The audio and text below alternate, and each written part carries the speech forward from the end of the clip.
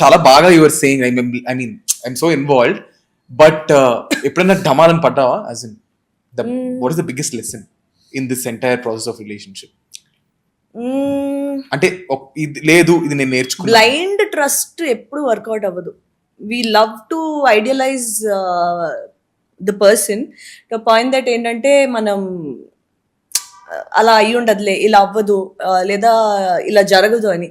But until completely sure ఉన్నంత వరకు చిన్న ఓపెన్నెస్ ఉండాలి.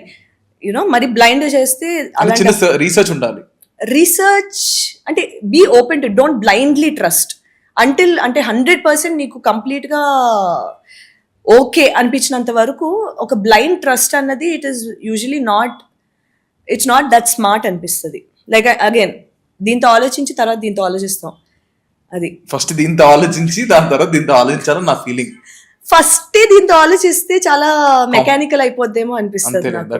దీంతో ఆలోచించవచ్చు, కానీ ఇది కూడా ఉంటే బాగుంటది ఈక్వేషన్ లో. బట్